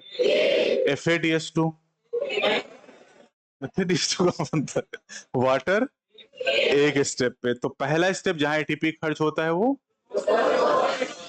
ग्लूकोज से ग्लूकोज 6 फॉस्फेट। दूसरा फ्रक्टोज 6 फॉस्फेट से फ्रक्टोज 1,6 बिस फॉस्फेट। दो स्टेप जहां पर एटीपी बनता है, पहला 1,3 बीपीजीए से 3 पीजीए, और दूसरा पेप से पायरुविक एसिड। पेप से पायरुविक एसिड में कितने एटीपी बने? 2। और 1,3 बीपीजीए से 3 पीजीए में 2। कितने एटीपी बने टोटल? खर्च कितने हो गए? तो नेट गेन एनएडीएच कितने बने? कितने बने? स्टेप एक है लेकिन बने दो। किस स्टेप पे? ट्रायोज फॉस्फेट से 1,3 बीपीजीए, या कहो पीजीएल से बीपीजीए के बीच में कितने एनएडीएच? 2। और 2 एनएडीएच अगर ईटीएस के थ्रू जाएंगे तो एटीपी 6। 8 कौन बता अभी?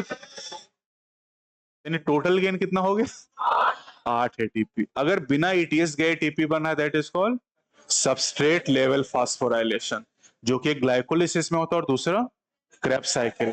क्रेब्स साइकिल में कौन सा स्टेप? सक्सिनाइल को एंजाइम ए से सक्सिनिक एसिड के दौरान क्या बनता है? जीटीपी। और कपल रिएक्शन में बनता है एटीपी। अब जो पायरुविक एसिड का फेट है, क्या फेट, कितने हो सकते हैं? 3। पहला लैक्टेट फर्मेंटेशन, दूसरा अल्कोहलिक फर्मेंटेशन, और तीसरा एरोबिक रेस्पिरेशन। जो फर्मेंटेशन उसमें कंप्लीट ऑक्सीडेशन की पार्शियल, और एरोबिक में कंप्लीट। तो जब लैक्टेट फर्मेंटेशन होगा तो CO2 रिलीज, क्योंकि लैक्टिक एसिड में कितनी कार्बन और पायरुविक एसिड में 3 कार्बन। कौन सा एंजाइम? Lactate dehydrogenase. कौन सा क्लास? पहला क्लास। कितने क्लास एंजाइम के हैं? और पहले क्लास का क्या नाम है? ऑक्सीडो रिडक्टेज या डिहाइड्रोजिनेज। तो जिसके नाम में डिहाइड्रोजिनेज वो पहली क्लास में जाएगा, एल्कोहल डिहाइड्रोजिनेज। और पायरुवेट डिहाइड्रोजिनेज, पायरुवेट डिहाइड्रोजिनेज कहाँ यूज होता है? लिंक रिएक्शन में। याद रह गया? ठीक है। फिर हमने देखा कि वो अल्कोहलिक फर्मेंटेशन के दौरान CO2 निकलता है क्या? अगर एक ग्लूकोज हम लेके चलें तो कितने इथाइल अल्कोहल? 2। CO2 2। और एंजाइम कितने यहाँ पर? 2। पहला अल्कोहल डिहाइड्रोजिनेज और एक है pyruvate D carboxylase. D carboxylase यहाँ पर है। और लिंक रिएक्शन में डिहाइड्रोजिनेज और पायरुवेट डिहाइड्रोजिनेज का को फैक्टर क्या है? मैग्नीशियम। और कार्बोनिक एनहाइड्रेज का जिंक। और कैटलेज का हीम। पेरोक्सीडेज का हीम। क्या हीम को फैक्टर है कि प्रोस्थेटिक ग्रुप है? दोनों बातें सही हैं, हाँ। तो अब ये जो एल्कोहलिक फर्मेंटेशन है, लैक्टिक एसिड फर्मेंटेशन है, इसमें ग्लूकोज की कितनी एनर्जी रिलीज होती है? 7%। और ये जो अल्कोहल है ये पॉइजन का काम करता है कितने परसेंट पे? 13% पे। तो क्या अल्कोहलिक बेवरेजेस में 13 से ज्यादा परसेंटेज हो सकता है? कैसे? डिस्टिलेशन से। डिस्टिलेशन से कौन बनता है? विस्की, ब्रांडी, रम। और बिना डिस्टिलेशन के वाइन एंड बियर। यानी वाइन और बियर में अल्कोहल का परसेंटेज कम होगा। इसीलिए जब लोग कहते हैं कि दारू पे, कहते हैं दारू ने बियर पिए थे। बियर में क्या है? बियर तो अब हम लोग चलते हैं एरोबिक रेस्पिरेशन। एरोबिक रेस्पिरेशन के लिए हमें क्या चाहिए? ऑक्सीजन। और क्या चाहिए? अबे mitochondria. Mitochondria is the site of, तो माइटोकॉन्ड्रिया भी चाहिए ना हमें। अब पायरुविक एसिड को हम लेके कहां पहुंचे?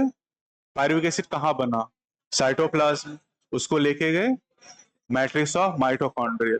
और मैट्रिक्स में जाने के बाद पायरुविक एसिड कन्वर्ट हुआ किसमें? एसिटाइल कोएंजाइम ए में। एसिटाइल कोएंजाइम ए में कितनी कार्बन? 2। और पायरुविक एसिड में तो 1 कार्बन CO2 के फॉर्म में निकल गया। एंजाइम कौन सा? Pyruvate dehydrogenase. और इस स्टेप में कितने ATP बने? कोई ATP नहीं। NADH 2। वो एक ग्लूकोज, जब तक कुछ कहा ना जाए तो एक ग्लूकोज से कैलकुलेशन आप कर लो। तो एक ग्लूकोज से कितने पायरुविक एसिड? 2। कितने स्टाइल को एंजाइम है? कितने CO2? 2। इतना समझ गए? कितने NADH? 2। अब जो स्टाइल को एंजाइम ए है ये एंटर करेगा किसमें? क्रेब्स साइकिल में। क्रेब्स साइकिल कहां चलेगी? Matrix of mitochondria. Krebs cycle का पहला मेंबर OAA में कितनी कार्बन? और वो स्टाइल को एंजाइम से रिएक्शन करेगा। कितनी कार्बन हो गई? 6। Enzyme is citrate synthase. और क्या बना? Citric acid. कितनी कार्बन? 6। सिट्रिक एसिड से आइसोसिट्रिक से alpha ketoglutaric. Alpha keto से सक्सिनाइल कोएंजाइम ए से सक्सिनिक एसिड से फ्यूमेरिक से मैलिक से ऑक्जेलो एस्टिक एसिड। फिर से रीजनरेट हो गया। अब यहां पर CO2 कितनी जगह निकलेगा? 2। कहां पर? अल्फा के आगे पीछे। 5 कार्बन के कितने कंपाउंड? कौन सा? अल्फा। कितने साइड पे NADH बनेगा? 3। अल्फा के आगे पीछे। और एक मैलिक से ऑक्जेलो एसिटिक। कितने स्टेप पे FADH2 बनेगा? कहां से? सक्सिनिक से फ्यूमेरिक। कितने स्टेप पे ATP बनेगा? कौन सा? सक्सिनाइल कोएंजाइम से सक्सिनिक एसिड। और एक अगर एस्टाइल कोएंजाइम ए है तो कितने बार क्रेब्स साइकिल? मार खाओगे अबे, एक है तो एक बार चलेगी ना। और एक ग्लूकोज से बात करें तो 2 बार। और एक ग्लूकोज बनाने के लिए केल्विन साइकिल 6 बार चलती है। कुछ समझ में आई बात? तो अब यहां पर अगर हम एक ग्लूकोज से कैलकुलेशन करें क्रेब्स साइकिल का, एक ग्लूकोज से क्रेब्स साइकिल, तो कितने CO2? 4, ATP 2, FADH2 2 और NADH 6। और एक ग्लूकोज से कैलकुलेशन करें link reaction plus Krebs cycle, तो CO2 6, ATP 2, FADH2 2 और NADH 8। और अगर हम ग्लूकोज से शुरू करें और ग्लाइकोलिसिस भी ऐड कर लें तो कितने CO2? 6, ATP 4, FADH2 2 और NADH 10। 10 NADH मतलब 30 ATP, 2 FADH2 मतलब 4 ATP और 4 ATP पे ओवरली कितनी हो गए? 38, 38 ATP यहाँ पर टोटल बन रही है, जिसमें डायरेक्ट कितनी बन रही है? 4। और ETS के थ्रू 34। अबे जब 38 बन रही हो, डायरेक्ट बन रही है कितनी? तो 34 कैसे बन रही है? ETS के थ्रू। 34 में 30 NADH और 4 FADH2। अब ETS की साइड क्या है?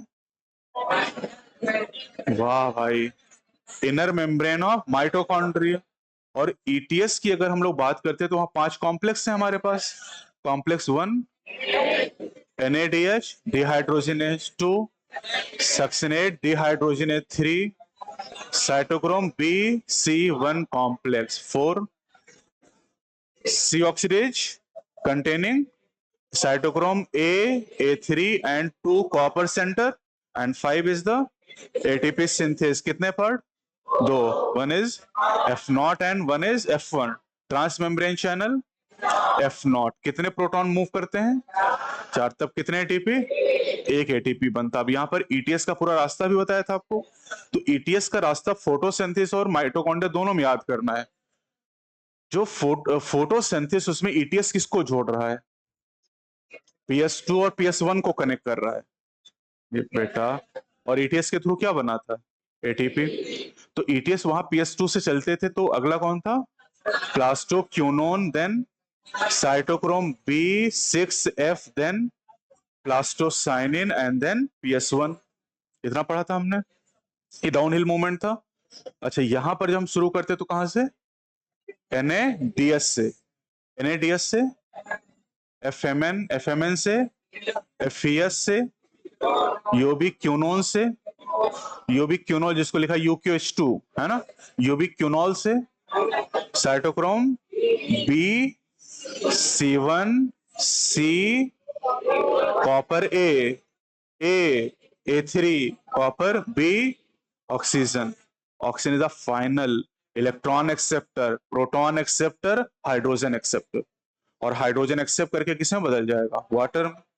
And the role of oxygen is terminal, but this is necessary because it remove the electron from the pathway। और इलेक्ट्रॉन को रिमूव करेंगे तभी तो ETS लगातार चल पाएगा। और एनारोबिक रेस्पिरेशन में इन इलेक्ट्रॉन को कौन रिमूव करता है?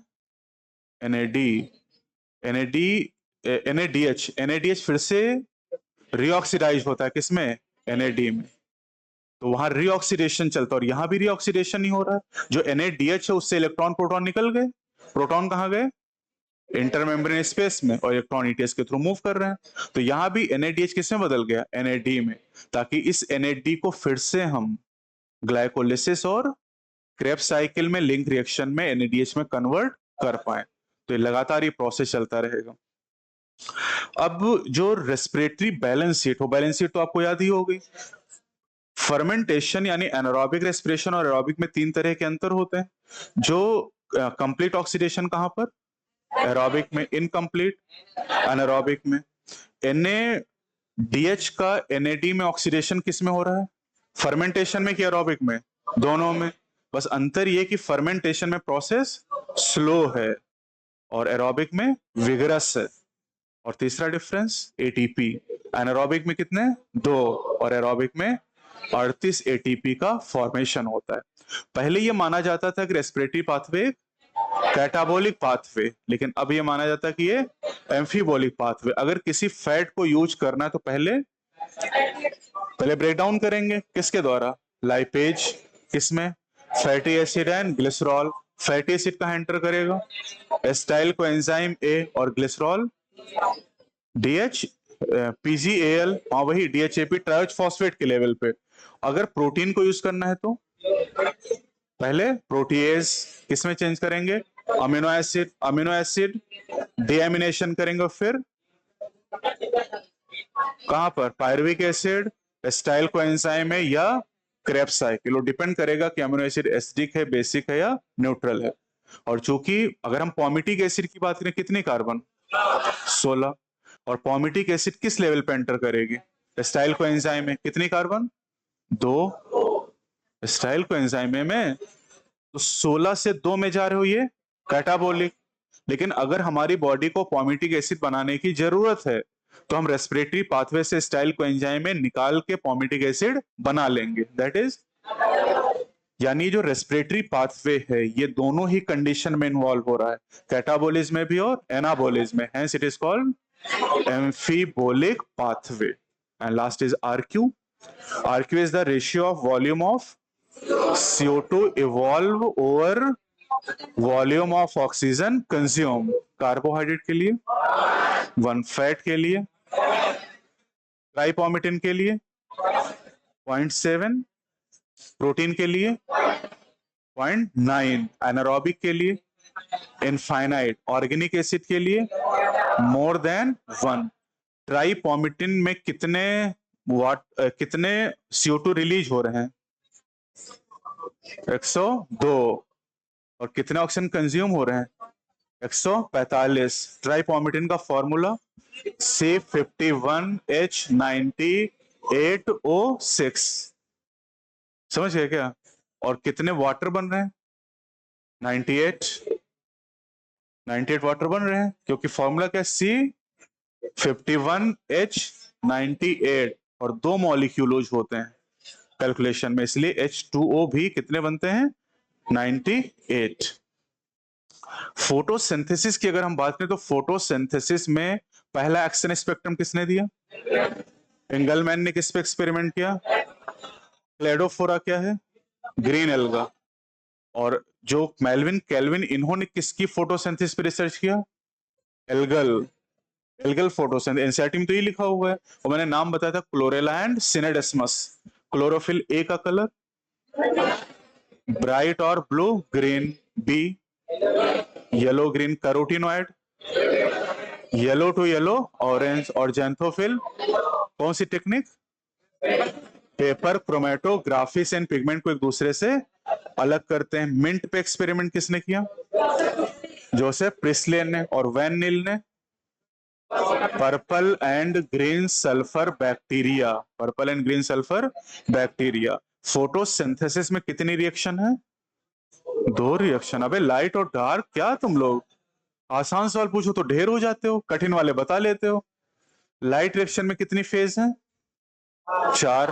पहला एब्जॉर्प्शन ऑफ लाइट, दूसरा स्प्लिटिंग ऑफ वाटर, तीसरा रिलीज ऑफ ऑक्सीजन, चौथा formation of ATP and NADPH। अब यहां पर 2 लाइट हार्वेस्टिंग सिस्टम है और दोनों के लिए रिएक्शन सेंटर अलग अलग है, PS1 के लिए और PS2 के लिए। PS1 PS2 किस आधार पर नाम है, डिस्कवरी के आधार, फंक्शन के आधार पर नाम, फंक्शनिंग में कौन पहले और बाद में। और ये जो एटीपी और NADPH का फॉर्मेशन हो रहा है, इसे हम लोग यहां पर क्या कहते हैं, फोटोफॉस्फोराइलेशन। फोटोफॉस्फोराइलेशन कितनी तरह का, 3 तरह का, 2 तरह का, एक नॉन साइक्लिक, दूसरा cyclic. Non cyclic is called Z scheme. Z scheme में पहला मूवमेंट, दूसरा, तीसरा, चौथा। पहले डाउनहिल में क्या बना, ATP, और दूसरे डाउनहिल में NADPH। और जो PS2 से इलेक्ट्रॉन चले थे क्लोरोफिल ए मॉलिक्यूल से, क्या वो खर्च हो गए? तो इन इलेक्ट्रॉन को कौन रिप्लेस करेगा? Water splitting. Water splitting is associated with the and PS2 is located to the inner side of the membrane of thylakoid and cytochrome C is located on outer side of the inner membrane of mitochondria and water splitting complex inner side of the membrane of thylakoid. और जब water की splitting हुई तो inner side है तो proton और electron कहाँ release होंगे? ल्यूमेन में रिलीज होंगे. इलेक्ट्रॉन कहाँ गए? बाहर गए, PS2 के पास गए. प्रोटॉन अकुमुलेट हो गए स्ट्रोमा में. हाँ यस सर. कहां पर? ल्यूमेन में. और ऑक्सीजन बाहर. अब इसको बाहर निकालना, उसको नहीं निकाल रहे हैं. ऑक्सीजन गया बाहर और ये प्रोटॉन एक्युमुलेशन का एक कारण भी बन गया. और NADP रिडक्टेज एंजाइम किधर है? स्ट्रोमा की तरफ, यानी outer side of the membrane of thylakoid. और NADP रिडक्टेज एंजाइम जब NADPH बनाता है तो एक इलेक्ट्रॉन और एक प्रोटॉन चाहिए. इलेक्ट्रॉन कहां से आया? अबे वही जेड स्कीम से, तभी तो खर्च हो जा रहा है. और प्रोटॉन कहां से आए? स्ट्रोमा से. तो जब जब एक NADPH बनेगा तो स्ट्रोमा में प्रोटॉन कम हो जाएगा और जितनी बार वाटर स्प्लिटिंग होगी 4 प्रोटॉन बढ़ जाएंगे. और एक तरफ प्रोटॉन बढ़ रहे हैं, एक तरफ कम हो रहे, क्या बन रहा है? ग्रेडियंट. ग्रेडियंट बनने का तीसरा कारण हाइड्रोजन कैरियर. याद आया? जो हाइड्रोजन एक्सेप्टर है वो किस तरफ है? आउटर साइड की इनर साइड? Outer side. और आउटर साइड जब वो हाइड्रोजन कैरियर इलेक्ट्रॉन कैरियर उसको जब अपना इलेक्ट्रॉन देता है तो उसको इलेक्ट्रॉन नहीं चाहिए, क्या चाहिए? हाइड्रोजन. तो फिर वो इलेक्ट्रॉन को एक प्रोटॉन से मिला देता है और प्रोटॉन कहां से उठा लेता है? स्ट्रोमा से. तो स्ट्रोमा में फिर एक प्रोटॉन कम हो जाता है. एटीपी सिंथेसिस की कौन सी मैकेनिज्म सिलेबस में? केमियास्मोटिक. केमियास्मोटिक में कितनी चीज चाहिए? 4. एक मेम्ब्रेन, एक ग्रेडियंट, एक प्रोटॉन पंप और एक ATP synthase enzyme. ATP synthase enzyme के कितने पार्ट हैं? 2. पहला CF0, दूसरा ट्रांस मेम्ब्रेन चैनल. CF0 कहां एम्बेडेड है? थाइलाकोइड मेम्ब्रेन के अंदर. और इसी के थ्रू प्रोटॉन मूव करते हैं. सिंपल की फैसिलिटेटेड? फैसिलिटेटेड, क्योंकि जो CF0 और CF1 तो प्रोटीन ही है ना. और प्रोटीन अगर हेल्प करा, this is called facilitated diffusion. और इसमें एटीपी खर्च होती की बनती है? दोनों. मार खाओगे क्या बे तुम? डिफ्यूजन है तो इसमें क्या होगा? डिफ्यूजन में कभी एटीपी खर्च होगी क्या? और प्रोटॉन पंप जब काम करेगा तो तब वो खर्च करेगा. प्रोटॉन पंप क्यों काम करेगा? ग्रेडियंट को मेंटेन रखने के लिए. क्योंकि ये जो एटीपी सिंथेज ये ग्रेडियंट को बिगाड़ रहा है. ये प्रोटॉन कहां से कहां ले जा रहा है? ल्यूमेन से स्ट्रोमा में. तो कभी ना कभी तो ऐसा होगा दोनों तरफ प्रोटॉन बराबर हो जाएंगे ना. और प्रोटॉन बराबर तो ग्रेडियंट खत्म. और केमियास्मोसिस में ग्रेडियंट चाहिए एटीपी बनाने के लिए. तो ग्रेडियंट बना रहे तो जो स्ट्रोमा की तरफ प्रोटॉन है उनको वापस भेजा जा रहा है कहां पर? ल्यूमेन में. और प्रोटॉन ज्यादा कहां है? ल्यूमेन में. स्ट्रोमा में कम से ज्यादा की तरफ जाएंगे तो एनर्जी खर्च होगी. तभी तो पंप कह रहे हैं उसको. कुछ जान पा रहे तुम लोग? और साइक्लिक फोटोफॉस्फोराइलेशन में एटीपी बनेगा कि NADPH? एटीपी PS1 की PS2. और possible location is the stroma lamellae. Stroma lamellae पे PS1 है कि PS2? PS1 PS2 नहीं. और क्या नहीं है? NADP reductase enzyme. और साइक्लिक तब भी हो सकता है जब लाइट की वेवलेंथ 680 नैनोमीटर से ज्यादा हो. डार्क रिएक्शन को हम लोग क्या कहते हैं? बायोसिंथेटिक फेज या कार्बन रिएक्शन. डार्क रिएक्शन की अगर हम लोग बात करें तो इसमें C3 साइकिल क्या सभी प्लांट में होगा? स्वर्गम में C3 साइकिल की C4. अभी तुरंत बता रहे सब में होगा, फिर कह रहे कौन से कहें C4. स्वर्गम कैसा प्लांट है? C3 की C4. C4 प्लांट है वो, लेकिन साइकिल दोनों. और मेन C3 C4 प्लांट का main pathway C3 pathway is main biosynthetic pathway. C3 cycle या केल्विन पाथवे में कितने स्टेप हैं? पहला, दूसरा, तीसरा. कार्बोक्सिलेशन में कितने एटीपी? कोई एटीपी खर्च नहीं है. रिडक्शन में 2 एटीपी और 2 NADPH और रीजनरेशन में 1 ATP, यानी 1 केल्विन साइकिल में ATP NADPH और 1 केल्विन साइकिल में कितने CO2 फिक्स हुए? 1। फिक्स कितने करने हैं? 6। क्यों? एक ग्लूकोज बनाना और एक ग्लूकोज में 6 कार्बन है और उनका कार्बन CO2 से ही आना है, तो अगर 6 बार साइकिल चलाएंगे तो ATP 18, NADPH 12, CO2, Calvin cycle में प्राइमरी CO2 एक्सेप्टर RUBP कितनी कार्बन? पहले स्टेबल प्रोडक्ट PGA कितनी कार्बन? C4 साइकिल में प्राइमरी CO2 एक्सेप्टर पेप कितनी कार्बन? 3। पहला स्टेबल प्रोडक्ट कितनी कार्बन? 4। ऑक्जेलोस्टिक एसिड कहां पे? Mesophyll. Aspartic acid, malic acid, Calvin cycle, PEPCase enzyme, rubisco enzyme. अब ये सब बता दे रहे, बड़े सवाल हैं, समझे? तो सबसे पहले CO2 को एक्सेप्ट कौन करता है? पेप एंजाइम कौन सा? पेप्टेज। और पेप्टेज एंजाइम इसको कन्वर्ट करता है किसमें? ऑक्जेलोस्टिक एसिड। कहां चल रहा है ये? मेसोफिल में। ऑक्जेलोस्टिक एसिड से मैलिक एंड एस्पार्टिक एसिड और फिर ट्रांसपोर्ट कहां पहुंचे? क्या हुआ? डिकार्बोक्सिलेशन से एक CO2 निकला और 3 कार्बन का कंपाउंड, 3 कार्बन का कंपाउंड फिर ट्रांसपोर्ट होके वापस आया कहां पर? मेसोफिल में। और क्या करेगा? रीजनरेशन किसका? पेप का। और जो CO2 निकला बंडल से में वो C3 साइकिल स्टार्ट करेगा और C3 साइकिल से ही तो ग्लूकोज बनेगा। तो C4 साइकिल क्या काम है? CO2 को पहुंचाना कहां? बंडल सीथ में, बिकॉज बंडल सीथ सेल की cell wall impervious to the gaseous exchange, और यही वो रीजन है जिसकी वजह से यहाँ फोटो रेस्पिरेशन नहीं होता है, क्योंकि फोटो रेस्पिरेशन होने के लिए रुबिस्को की साइड पे ऑक्सीजन ज्यादा होनी चाहिए, लेकिन यहाँ तो रुबिस्को की साइड पे कौन बढ़ा दिया गया? CO2 by the process of decarboxylation. Photo respiration कहाँ होता है? C3 प्लांट में पाया जाता है, जिससे उसकी पैदावार कम हो जाती है। C4 प्लांट में फोटो रेस्पिरेशन नहीं है और इससे उनकी पैदावार ज्यादा होती है। अब जो फोटो रेस्पिरेशन है, इसमें अगर फोटो रेस्पिरेटरी पाथवे की बात करें तो RUBP ऑक्सीजन से रिएक्शन करेगा रुबिस्को एंजाइम और बनेंगे 2 मॉलिक्यूल, एक मॉलिक्यूल 3PGA और दूसरा फास्फोग्लाइकोलेट। और फिर आते हैं factor affecting rate of photosynthesis. कितने फैक्टर? 2। सुधर गए हो। पहला हाँ इंट्रिंसिक, दूसरा एक्सट्रिंसिक। एक्सट्रिंसिक फैक्टर कितने? 4। पहला लाइट, दूसरा CO2, तीसरा टेम्परेचर और चौथा मेजर लिमिटिंग फैक्टर।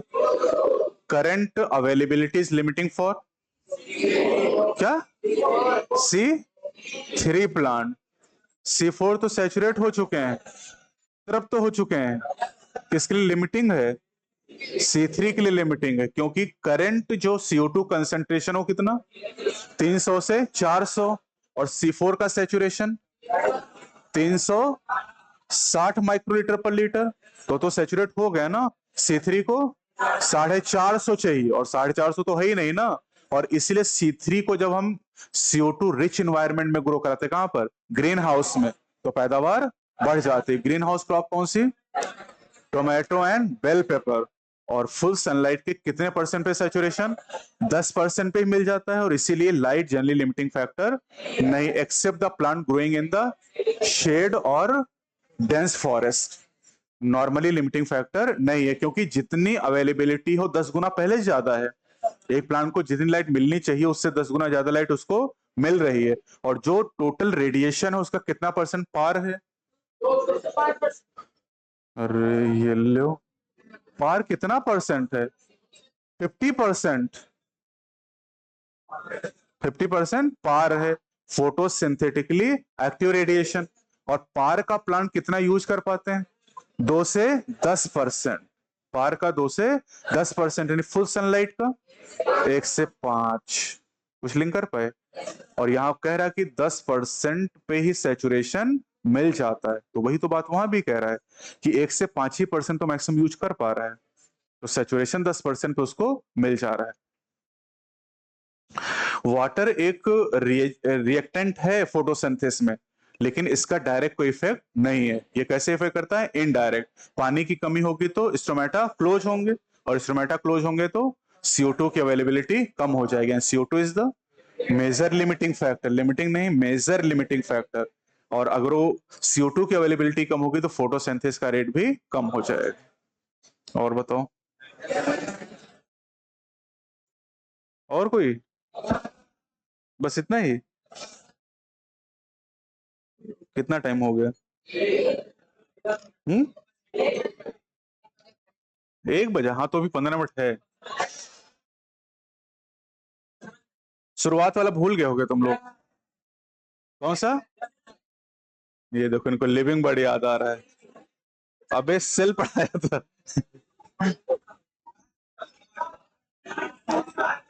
ग्लाइकोप्रोटीन कौन बनाता है? Glycolipid, lipoprotein. हाँ, ER की SER? Steroidal hormone, digestion, lysosome. Endomembrane system के कितने पार्ट? पहला, दूसरा, तीसरा, चौथा।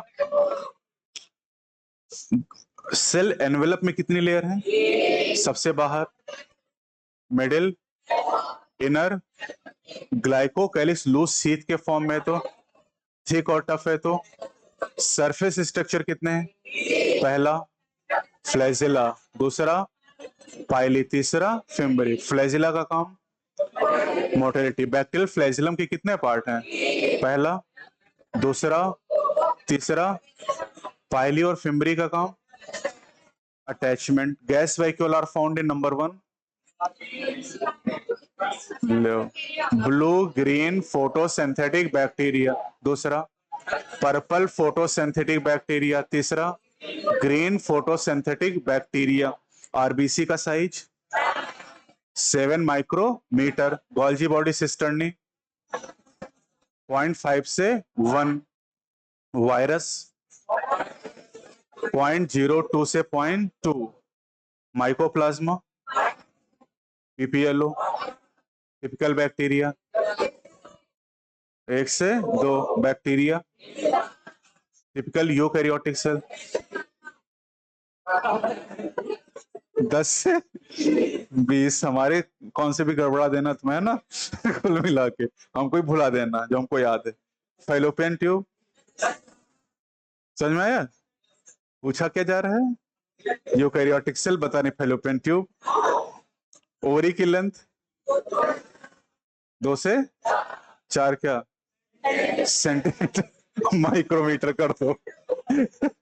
टेस्टिस की लेंथ 4 से 5। विथ 2 से 3। 2, 3, 4, 5 बताया था। माइटोकॉन्ड्रिया की लेंथ 1 से 4.1। क्लोरोप्लास्ट की लेंथ 5 से 10। तो ये सब नहीं याद आ रहा है। क्लोरोप्लास्ट की विथ 2 से 4। माइटोकॉन्ड्रिया 0.2 से 1। एवरेज 0.5। कुछ याद आ रहा है? न्यूक्लियस को किसने डिस्कवर किया? In the year 1831। Cell theory given by in the year 1838-39. Cell theory was modified by in the year 1855. DNA was discovered by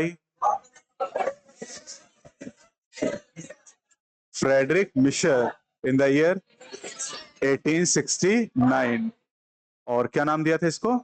nucleon. DNA का double helical model, transforming principle in the year 1928। Hershey chess experiment 1952। किसके ऊपर किया गया? Bacteriophage. Hershey chess में कितने step थे? पहला, infection. दूसरा, कोई करा इनिशिएशन। दूसरा, ब्लेंडिंग। तीसरा, centrifugation. Semi conservative DNA replication was given by Watson and Crick and proved experimentally in prokaryote by Michelson and Stoll and eukaryote by replication का main enzyme DNA dependent DNA polymerase.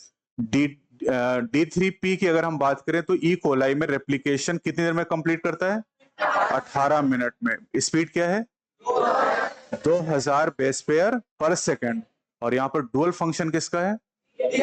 DNTP, acting as a substrate and also provide energy for the process of polymerisation. Leading की polarity 3 to 5, lagging D3P, DDRP, template strand, coding strand, mRNA, anticodon. तो याद है तुम लोगों को transcription में कितने step होते हैं? पहला, दूसरा, तीसरा। क्या पूरा डीएनए ट्रांसक्राइब होता है? पूरा डीएनए ट्रांसक्राइब होता है कि सेगमेंट होता है? That segment is called transcription. Transcription unit के कितने पार्ट? पहला, दूसरा, तीसरा। मोनोसिस्टोनिक जीन किसमें? पॉलीसिस्टोनिक जीन। सेवरो का एंजाइम का नाम? पॉलीन्यूक्लियोटाइड फास्फोराइलेज। ट्रिपलेट नेचर के बारे में किसने बताया? जॉर्ज गैमो। और किसने प्रूफ किया? हरगोविंद खुराना है, निरेनबर्ग। किस कोडॉन का डुअल फंक्शन है? AUG। कितने कोड हैं? 64। कितने नॉनसेंस हैं? कौन से? UAA, UAG, UGA। टीआरएनए का actual structure? Inverted secondary structure, clover leaf like. Prokaryote में कितने आरएनए पॉलीमरेज? हाँ, एक यूकैरियोट में कम से कम। HN के लिए 2, SN के लिए 5S, tRNA, rRNA 5.8, 18, 28, 5S, tRNA, HNRNA।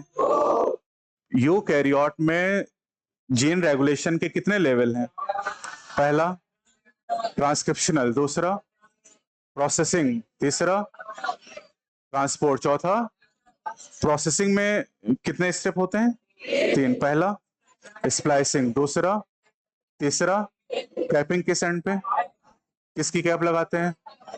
Methyl guanosine triphosphate. और टेलिंग किधर? 3 प्राइम। किसकी टेल? Poly एडेनाइलेट residue. कितने? 200 से 300। Lac operon system given by? Lac operon में लैक का मतलब लैक्टोज। लैक ऑपरॉन में इंड्यूसर का काम लैक्टोज या एलोलैक्टोज। आई जीन क्या है? Regulatory gene. किसको कोड करता है? Refresher protein. रिप्रेशर प्रोटीन कब बनेगी? लैक्टोज होगा कि नहीं होगा? दोनों ही सिचुएशन में नहीं। आई जीन कैसा जीन है? Constitutive gene, housekeeping gene कहते हैं। Z gene code for Y A. Lac operon on है तो रिप्रेशर किससे जुड़ेगा? ऑन तो किससे जुड़ेगा? लैक्टोज से। ऑफ है तो ऑपरेटर से। ऑन होने की सिचुएशन में कितने mRNA बनेंगे? 1। और एंजाइम कितने बनेंगे? 3।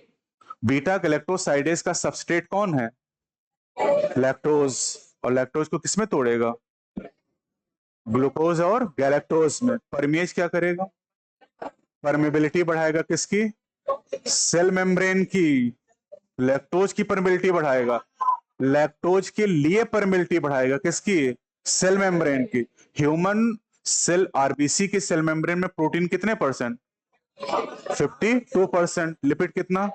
40%। Fluid mosaic model given by Singer and Nicolson in the year 1970। Term chromatin was given by Flemming. Linkage, recombination, Y W के बीच की डिस्टेंस 1.3 सेंटीमॉर्गन। WM के बीच में 37.2 सेंटीमॉर्गन। डीएनए फिंगरप्रिंटिंग का तरीका किसने विकसित किया? Alex Jeffrey. कौन सी टेक्निक? सदर्न ब्लॉट हाइब्रिडाइजेशन कितने स्टेप? 6। पहला, दूसरा, तीसरा, हाँ, सेपरेशन चौथा, प्लॉटिंग पांचवा, और छठा, वीएनटीआर का साइज कितना है? 0.1 से 20 केबी। केबी इज द एचजीपी। कब लॉन्च किया गया? कितने साल का? कब कंप्लीट हुआ? पहले क्रोमोसोम की मई 2006। सबसे ज्यादा जीन किस पे? क्रोमोसोम 1 पे। कितने? 2968। सबसे कम कितने? 231। कितने क्रोमोसोम की सीक्वेंसिंग हुई? ऑटोसोम कितने? एक और एक। एक्स और वाई में कौन छोटा है? Y chromosome. इसलिए इस पे जीन सबसे। टोटल कितने जीन सोचे गए थे? 80,000 से 1,40,000। मिले कितने? हाँ, 30,000 जीन। एक एवरेज जीन में कितने बेस? 3,000। सबसे बड़ा जीन कितने बेस? 2.4 मिलियन। और सिनिप्स की लोकेशन 1.4 मिलियन। और वो यूनिवर्स की ओरिजिन 13.8 बिलियन। और अर्थ और लाइफ 4। हाँ हाँ, बायो तो याद ही है ना। Non cellular form, cellular form, first invertebrate, first vertebrate 350, jawless fishes, cyclostome, वही सब सवाल है ये।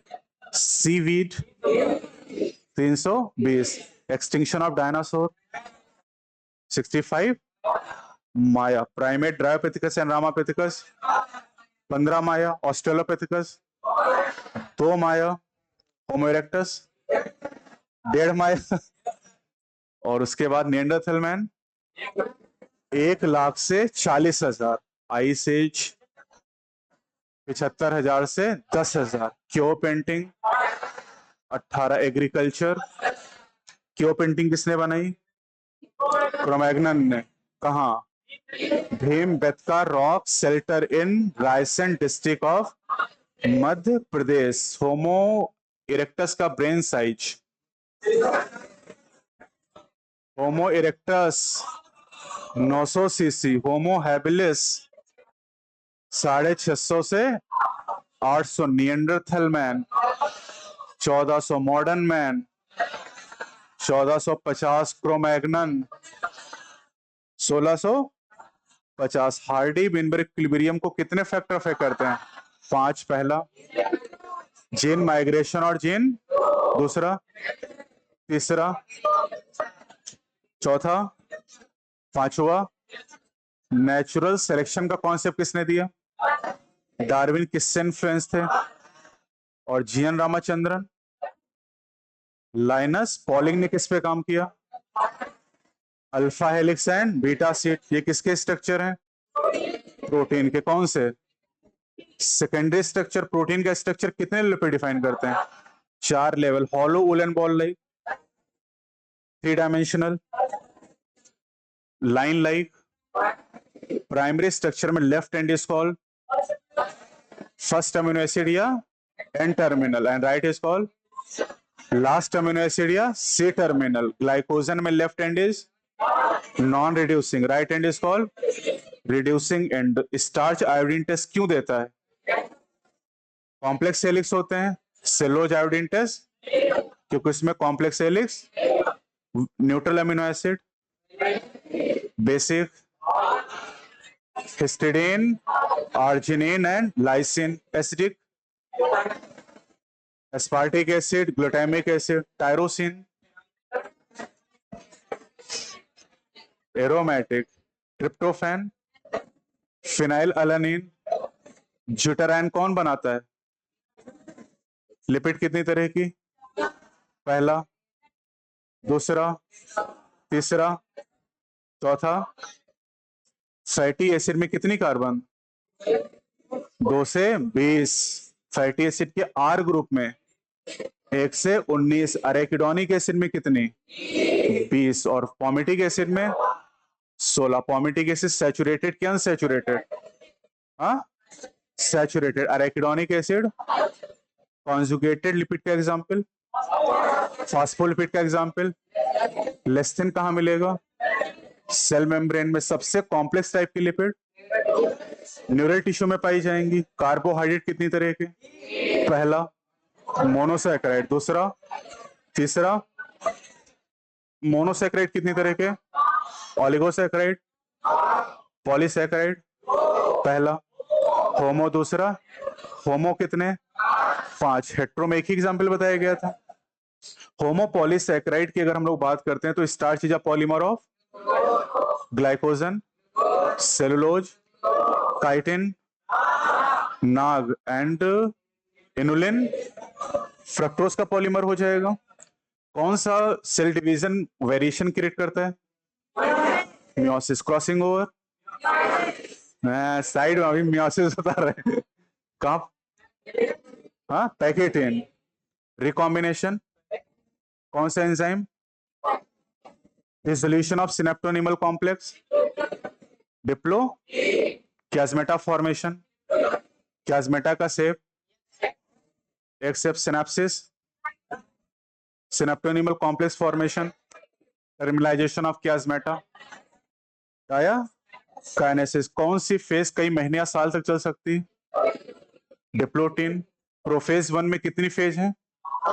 On the basis of chromosomal behaviour, chromosome का अलाइनमेंट इक्वेटर पे। मेटाफेज, सेंट्रोमेर की स्प्लिटिंग। हाँ, एनाफेज या एनाफेज 2 में। एनाफेज कहां पर? माइटोसिस। और एनाफेज 2 सेल साइकिल में कितनी फेज? पहला, दूसरा। इंटरफेज में कितनी? पहला, दूसरा, तीसरा। DNA replication, centriole duplication, chromosome duplication, most of organelle duplication, cytoplasmic growth. M में कितनी फेज? एम में 2, पहला। कैरियो, दूसरा। कैरियो में कितनी? 4। साइटोकाइनेसिस प्लांट में किस तरीके से? Cell plate. एनिमल में फरो फॉर्मेशन। कैरियो के बाद साइटोन ना हो तो? Syncytium. Example is the liquid endosperm of coconut. याद आया कुछ? पहला रिकॉम्बिनेंट डीएनए किसने बनाया? Cohen and Boyer in the year 1972 में। डीएनए के फ्रेगमेंट को कैसे सेपरेट करते हैं? एग्रोजिल इलेक्ट्रोफोरेसिस। वेल किस साइड होती है? डीएनए किधर मूव करता है? क्यों एनोड की तरफ जाता है? क्योंकि डीएनए निगेटिवली चार्ज है और एनोड कैसा है? पॉजिटिवली चार्ज होता है। डीएनए को कैसे स्टेन करते हैं? और उसके बाद कैसा रंग? Bright orange colour. Micro particle किससे बने होते हैं?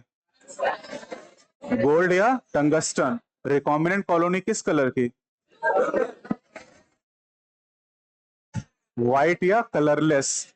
और नॉन रिकॉम्बिनेंट तो म्यूटेटेड जीन फोटोग्राफिंग फिल्म पे नजर और नॉर्मल जीन तो नजर। ट्रांसजेनिक एनिमल में सबसे ज्यादा कौन है? कितने परसेंट? 95%। ट्रांसजेनिक मॉडल कितनी बीमारियों के लिए? पहला, कैंसर। दूसरा, सिस्टिक फाइब्रोसिस। तीसरा, अल्जाइमर। चौथा, रूमेटॉइड अर्थराइटिस। कैसी बीमारी? Auto immune myotonic dystrophy. Genetic कैसा? Autosomal dominant sickle cell anaemia, autosomal recessive thalassaemia, phenylketonuria, colour blindness, haemophilia, thalassaemia. Thalassaemia कितनी तरह का? पहला, दूसरा। अल्फा को कितने gene? Chromosome number. Beta thalassaemia chromosome number. ABO blood grouping का जीन। आई जीन किस क्रोमोसोम पे? क्रोमोसोम 9 पे। कितने अलील? कितने जीनोटाइप? कितने फिनोटाइप? और मल्टीपल एलील कब मिलेगा? पॉपुलेशन स्टडी करने पर। ठीक, इतना ही रखें आज। कल क्या शुरू होगा? कल ह्यूमन फिजियो। तो ह्यूमन फिजियो में छोटे छोटे चैप्टर हैं, है ना? तो पहला चैप्टर है breathing and exchange of gases. तो थ्योरी आज करा देंगे उसकी, है ना, पढ़ लेना और कल हम लोग रिवीजन कर लेंगे।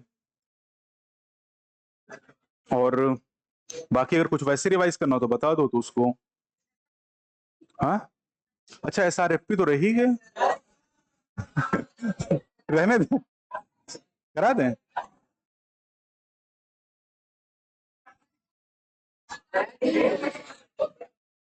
बीच बीच में करा दिया था वैसे। 2 मिनट लगेगा। अच्छा तो ऐसा करते हैं, कल SRFP, human reproduction, reproductive health, और ये बीजा ने पूरा प्लांट फिजियो पूरा करा देंगे, क्योंकि कल अब जो ह्यूमन फिजियो के चैप्टर छोटे छोटे ही हैं तो